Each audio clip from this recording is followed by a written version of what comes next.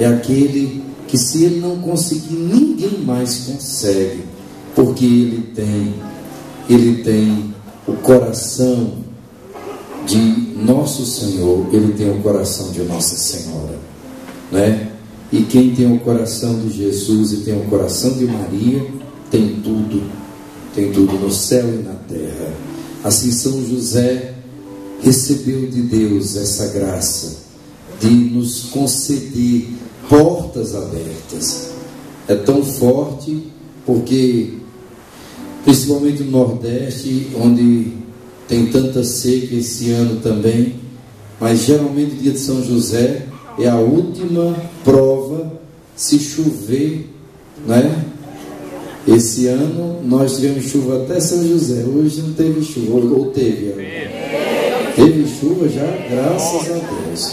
Bendito seja Deus. Então, bom sinal. Diga para o Senhor, é mais um sinal que a graça vai ser boa até para a terra, para as colheitas, para os animais. São José então vai nos conceder um ano de portas abertas, não é? Os homens, meus irmãos, pensam que eles podem tudo. Somente os poderosos deste mundo pensam que eles que decidem os destinos da humanidade. Mas o destino da humanidade, o destino de cada um de nós está nas mãos de Deus e daqueles que Deus nos confiou. No caso, São José. Então, como São José cuidou de Jesus e de Maria, e cuidou com tanto carinho, com tanto amor, assim também Ele quer cuidar de cada um de nós, da sua igreja, da igreja de Jesus Cristo, da igreja de sua esposa. Ele quer cuidar do povo de Deus, que somos todos nós. Assim como no tempo mais difícil das vacas magras no Egito, não é? O faraó confiou o rei do Egito confiou toda a administração a José, e no tempo bom ele conseguiu que as terras produzissem muito trigo, e fosse aquele trigo todo armazenado, para que nos tempos maus, nas vacas magras, não é, tivesse trigo no Egito. Todo lugar tinha fome, mas no Egito não tinha fome, porque ali tinha um bom administrador. O administrador, o econômico do céu, aquele que tem a chave dos reservatórios de Deus, chama-se São José. Quem quer receber aqui das graças de Deus? Diga, ide a José. É o que você está na camiseta desse ano, não foi o lema? Ide a José. Porque foi isso, quando os egípcios e outras pessoas, outros povos, foram pedir ao faraó que lhes desse de comer, porque eles estavam morrendo, eles e seus rebanhos e os seus filhos. O que foi que aquele rei falou? Ide a José. É ele. Eu sou o rei, mas os reservatórios estão nas mãos dele, os celeiros estão com ele. Eu confiei a ele. Jesus é o Rei dos Reis, é o Senhor dos Senhores. Jesus é o caminho, a verdade e a vida, é o nosso Salvador. Mas como no céu tudo é organizado, Deus tudo que fez perfeito, assim Ele confiou a São José os reservatórios do céu, as bênçãos de Deus. É isso que nós vemos na palavra de Deus, escolhida pela Santa Igreja para a solenidade do glorioso São José. A primeira leitura que ouvimos agora foi do livro do profeta Samuel, o segundo livro de Samuel. No capítulo 7, a palavra de Deus é dirigida ao profeta Natã, e ele vai a Davi que tinha dito na noite anterior: Natã, eu estou morando num palácio de madeira, todo bonito, e nosso Deus, através da sua arca, está morando numa tenda. Como é que eu, o céu, estou morando num palácio e o meu Senhor está morando numa tenda? Não está certo. Eu vou construir um grande templo, o mais bonito que eu puder, para ser a casa do meu Senhor, para ser a casa de Deus aqui na terra. E o profeta, no primeiro momento, empolgado com essa devoção, com esse amor de São José, de Davi, ele diz: vai e faça como Deus te inspirar, Davi. Mas o profeta vai rezar, chega em casa e vai rezar, e aí Deus fala com ele: vá dizer a Davi amanhã o seguinte, que não vai ser ele, mas um filho dele que vai me construir uma casa, mas eu vou construir uma casa para ele, ou seja, eu vou lhe dar uma descendência, e diga mais, que vai ser de um dos seus descendentes que eu vou mandar o Messias, o Salvador de toda a humanidade. Eu vou firmar o seu trono para sempre. O profeta então chega no outro dia e anuncia esse texto que acabamos de ouvir: quando chegar o fim dos teus dias e repousares com teus pais, então suscitarei depois de ti um filho teu e confirmarei a sua realeza. Será ele que construirá uma casa para o meu nome, e eu firmarei para sempre o seu trono real. Eu serei para ele um pai, e ele será para mim um filho. Tua casa e teu reino serão estáveis para sempre diante de mim, e o trono será firme para sempre. E cantamos no o Salmo 88, que é o Salmo da descendência de Davi, que o Senhor diz: eu firmei uma aliança com meu servo, meu eleito. Eu fiz um juramento a Davi, meu servidor, para sempre no seu trono. Firmarei tua linhagem, de geração em geração garantirei o seu reinado. E essa profecia de Deus a Davi se cumpre plenamente em quem? No mais nobre, no mais santo dos seus descendentes, justamente São José. São José, filho de Davi, um dos primeiros títulos da ladainha de São José: ilustre descendente de Davi. São José da casa real de Davi. São José é então essa luz dos patriarcas, é o cumprimento dessa promessa feita quase 1000 anos antes dele existir. Deus olhou para São José quando fez aquela profecia a Davi, e através de São José, dando São José o seu nome, o nome da descendência de Davi a Jesus. Por isso que Jesus era chamado Jesus, filho de Davi, graças a São José, porque era o homem que dava o nome ao filho. E ainda hoje, né, o principal sobrenome nosso é paterno ou materno? É paterno.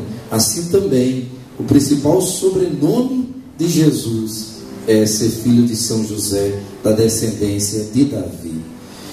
E Deus então firma uma aliança com Davi para sempre, colocando o seu trono estável na pessoa do Rei dos Reis, Jesus Cristo, o filho de José. Então Deus construiu uma casa para Davi através de São José. E esta casa de Deus é a igreja. Claro, é primeiramente a Virgem Maria, porque foi ela a primeira arca da aliança, a primeira igreja, o primeiro sacrário, a primeira morada de Deus entre nós. E foi São José justamente o guardião dela. São José, esposo de Nossa Senhora, esposo castíssimo, foi para ser o guardador, para ser o guarda puríssimo da Santíssima Virgem. Não tinha homem mais santo, não tinha homem mais valente, não tinha homem mais nobre, não tinha homem mais justo e puro do que São José para guardar a própria Mãe de Deus, a casa de Deus, a obra-prima de Deus, que era a Virgem Maria. Por isso que São José também se torna o patrono da igreja de Deus, que é a casa de Deus entre nós. Hoje toda a igreja está celebrando seu patrono universal, desde a igreja de Roma, desde a igreja de Jerusalém, desde as igrejas mais antigas, fundadas pelos santos apóstolos, desde a igreja mais humilde, desde a igreja ferida hoje nos seus pastores, como a igreja de Formosa. Toda a igreja, seja ela grandiosa ou pequenina, toda a igreja hoje celebra o seu patrono, aquele que Deus construiu-lhe uma casa. Se Deus construiu um nome e uma casa para Davi, construiu uma casa muito melhor para São José, e esta casa se chama a Santa Igreja de Deus. Na segunda leitura nós ouvimos a palavra de São Paulo aos Romanos. São Paulo aos Romanos, ele fala sobre a fé dos patriarcas, e aí ele vai a um outro patriarca que também é sinal de São José, que é figura de São José, que é um pré-anúncio do próprio São José. Quem é ele? Abraão, o pai da fé. Abraão gerou, depois de uma longa caminhada, por graça de Deus, gerou seu filho Isaque, e Deus pediu esse filho para ser sacrificado, e Abraão, pela fé, foi sacrificar o seu filho. Só que Deus queria a fé, não o filho de Abraão, queria o coração. E Abraão ficou grande diante de Deus. Deus disse que abençoaria a pessoa de Abraão, como abençoava as estrelas do céu. Que a descendência de Abraão, por esse ato de fé, de amor a Deus acima de tudo, não poupando seu próprio filho, seria tão numerosa como os grãos de areias da praia. Se Abraão foi tão feliz pela sua fé, se todas as nações foram abençoadas pela fé, por esse ato de Abraão, toda a humanidade foi muito mais abençoada pela coragem de São José, de aceitar um filho que não era seu, mas era o filho de Deus, de cuidar desse filho com a sua própria vida, de cuidar da mãe do filho como seus tesouros, de expor sua vida, como em tantos momentos, desde a anunciação, a fuga para o Egito, não é? A volta do Egito para a Terra Santa, depois quando Jesus perde. Hoje eu queria falar dessas últimas, já falei 5 dores de São José, não já? Quais são as 2 últimas dores de São José? Quando ele volta do Egito para a Terra Santa, ele quer morar em Belém, porque o Messias não só deve nascer, deve ser de Belém. Mas quem é que está reinando ali em Jerusalém junto a Belém? É Arquelau, o filho de Herodes, né? Um dos filhos de Herodes, que é tão perverso quanto o pai. E São José fica com medo, porque ele sabe que se o pai tentou de todas as formas ter a vida de Jesus, o filho também vai fazer.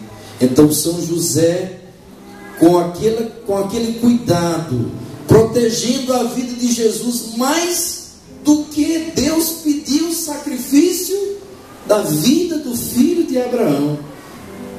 São José sabia que pela vida de Jesus, pela sua morte redentora, quando chegasse a plenitude dos tempos, ele salvaria toda a humanidade. Então José não apenas ofereceu a vida do filho, mas protegeu esta vida com a sua própria vida. Ele então foge lá para onde? Para Nazaré, para viver ali 30 anos se escondendo, 30 anos em solidão. Depois que aparece a última vez Jesus aos 12 anos, a figura de São José desaparece, porque Jesus não será mais um menino, Jesus não será mais um adolescente, agora ele já é o homem. Por isso que antes Jesus é chamado o filho do carpinteiro. Quem é Jesus? O filho do carpinteiro, o filho de José. Depois Jesus já é tido como o carpinteiro, quer dizer, agora Jesus já está pronto. Agora São José desaparece, como João Batista, né? Tão bonito.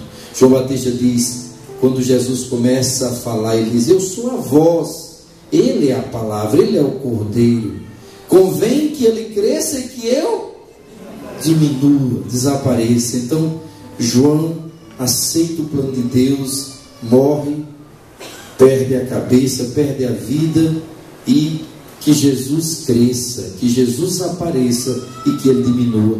O mesmo e muito mais aconteceu com o glorioso São José. Ele desaparece, a missão dele está cumprida. A 7ª dor, e é o último momento que a gente vê São José, mas foi uma das dores piores de São José. Foi Jesus, 12 anos. Geralmente aos 13 anos, e a Bíblia faz questão de dizer que Jesus tem 12, ou seja, que alguém podia dizer, não, ele está fazendo o Bar Mitzvah, é um rito de iniciação. Quando o menino tem 13 anos, ele lê a lei em público no templo.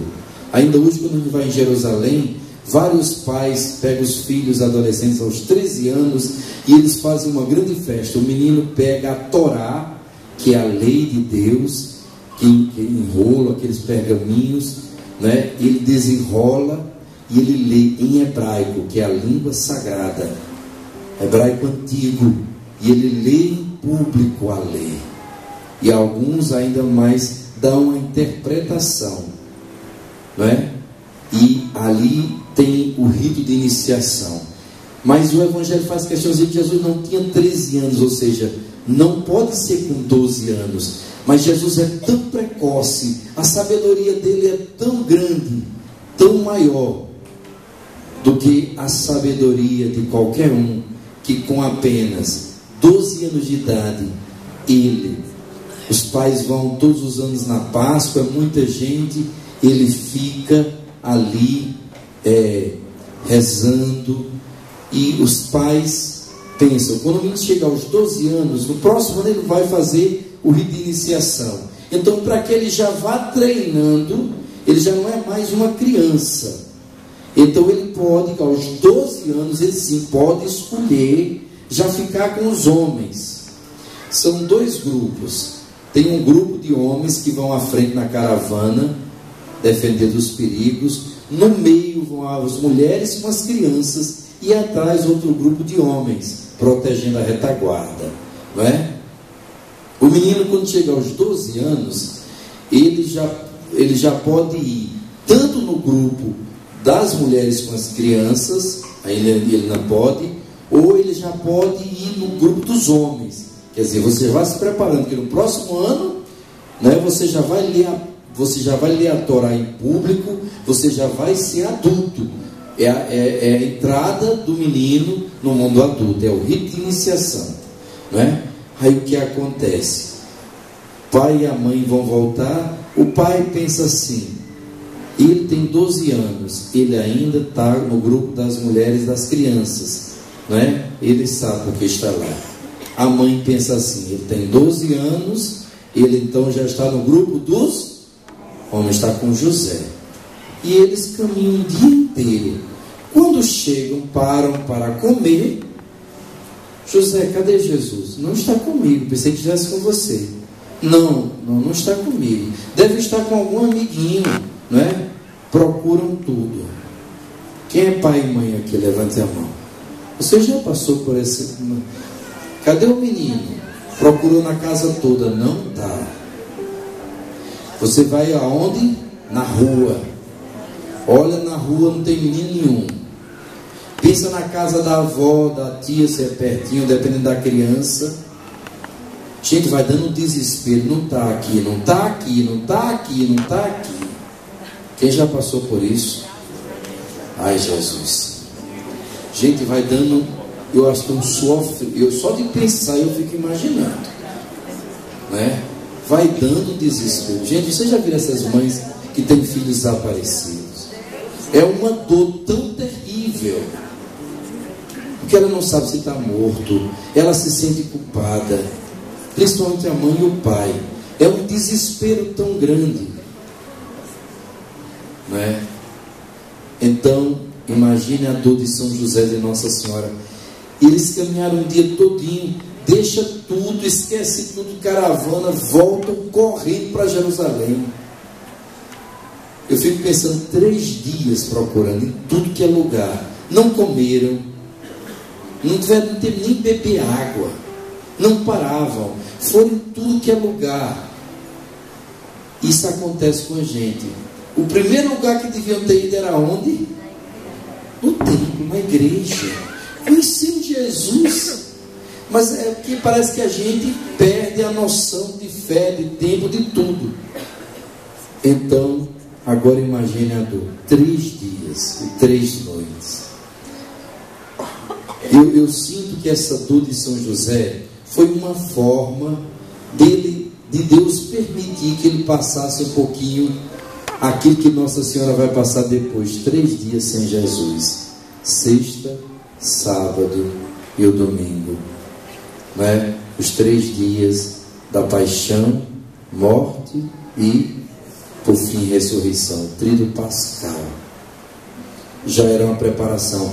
Como Deus sabia que São José não ia estar vivo no tempo da paixão, Deus permitiu que ele passasse pelo seu tríduo pascal naqueles 3 dias. Foram 3 dias dificílimos. Por isso que é a maior dor de São José. Quem quer pedir uma graça muito grande aqui a São José?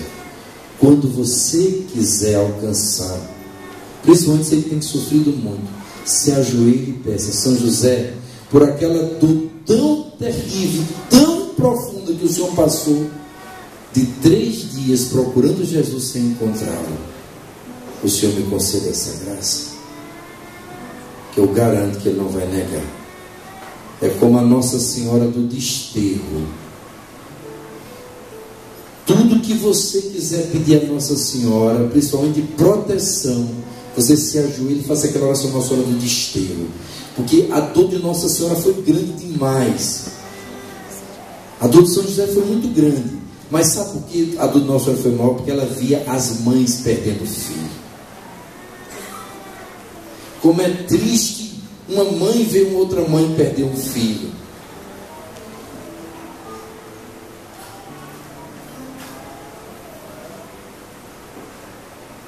E ela sabia que era aquelas crianças que estavam morrendo para salvar a vida do seu próprio filho. São dores muito grandes. E Deus nunca esquece, e Deus não nega nada quando a gente pede por essas dores. Então São José, naquele momento, passou por essa dor. Mas que alegria quando chegou no templo e viu o seu filho. E viu o seu filho querido, seu Senhor, seu Deus, ali falando com os doutores. E ele fica contemplando. É a honra da vida dele. Ele esquece de toda aquela hora. Sabe a honra de um pai de ver, olha, esse é o filho do carpinteiro. Ele está falando com os doutores, dando resposta. Os doutores, os rabinos, os homens mais cultos e santos de Israel estão encantados com esse menino. Quem é esse menino? É o filho de José. E José, naquela hora, esqueceu toda dor. Nossa Senhora, como é mãe, né, e é própria da mãe: meu filho, por que fizeste isso? Eis que eu e teu pai te procurávamos aflitos. Aí Jesus responde. E aqui outra alegria para São José, não uma dor, como alguns filmes mostram. Por que me procuráveis? Não deviam saber que eu devia estar na onde? Na casa do meu pai. Ou seja, São José não ficou com ciúme de Deus. São José, naquela hora, exultou de alegria. Foi o último louvor que Jesus fez ao seu pai, em público.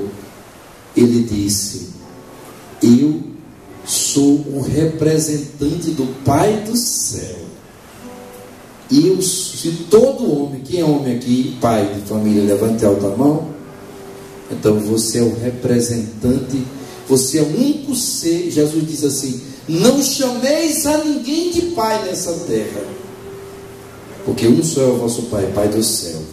Então quando a gente chama alguém, um homem aqui, de pai, é porque ele está representando quem?